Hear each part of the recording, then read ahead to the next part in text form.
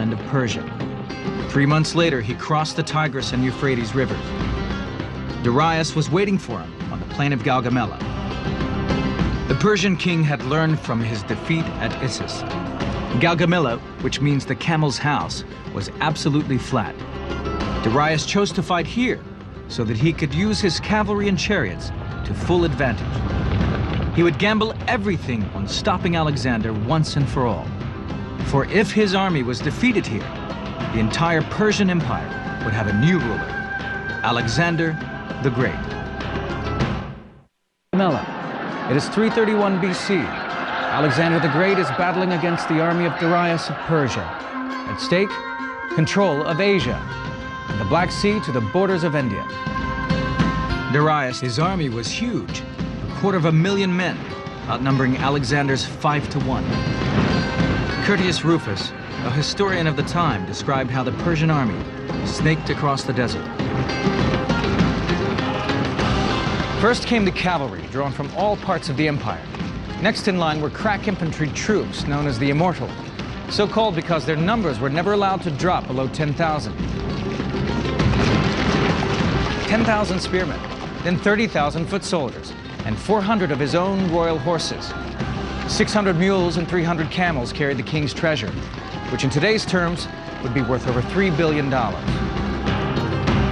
Alexander's army, in comparison, was rough and ready, and much smaller. 40,000 infantry and 7,000 cavalry.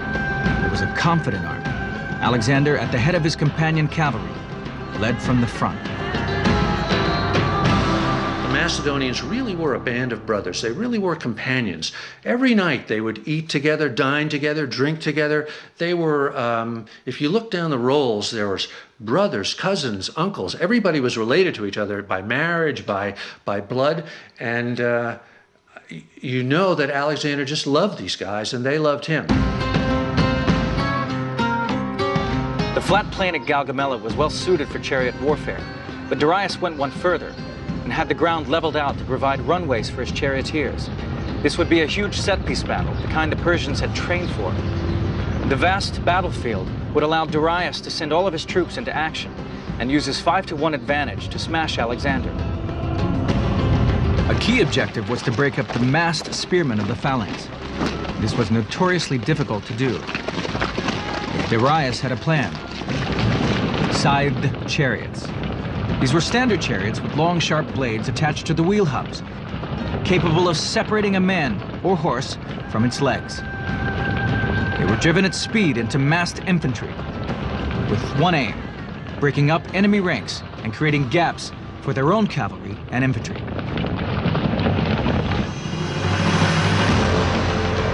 We now know how Darius deployed his army, because his written instructions were captured after the battle. On the left wing were Bactrian and Scythian cavalry from the steppes of Asia. Their job was to halt the charge of the companion cavalry.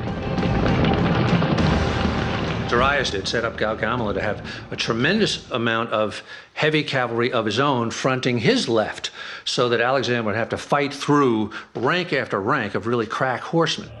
The Persians themselves were in the center of the line, with the king and his royal entourage.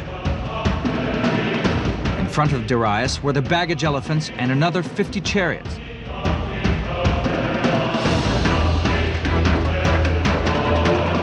On the right wing were troops from Syria, Mesopotamia, and the Persian Gulf, and 100 charioteers in scythe-wheeled chariots.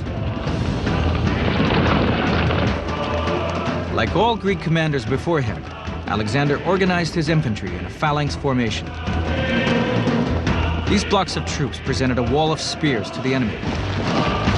The first 5 ranks leveled their spears to the front, while those to the rear held their spears at 75 degrees to deflect incoming javelins. But unlike previous commanders, he combined the power of the phalanx with the flexibility of a fast-moving cavalry attack. The Macedonian army, as developed by Philip first and perfected by Alexander, was really like the smart bomb of the ancient world. It was light years beyond the Greek phalanx, which was essentially just heavy infantry advancing in a solid front and beating each other's brains out. It was a style of battle that's sometimes called sword and shield battle.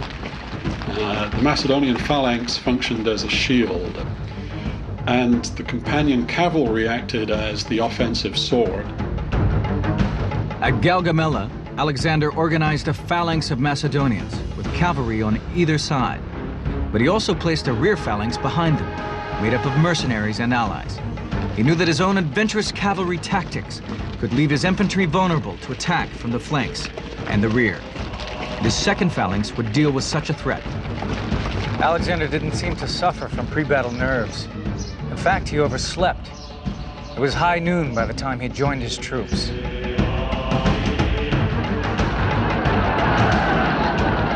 The two armies advanced in the line of battle. Darius had the terrain on his side. The wide plain was perfect for him to deploy his superior numbers, and of course his cavalry. At 5-1, the Persians far outnumbered Alexander. In order to avoid being outflanked, Alexander led his cavalry off to the right, towards the edge of the Persian line. Darius' cavalry moved off in the same direction to keep pace with Alexander.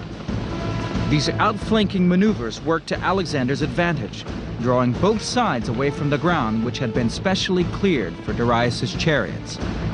Darius saw what was happening and ordered his left wing to advance. To avoid being surrounded, Alexander charged straight into the Persians. What Alexander looked for in his battles was an opening in the enemy formation. As soon as he saw that, Alexander would lead a charge of his companion cavalry straight at that gap.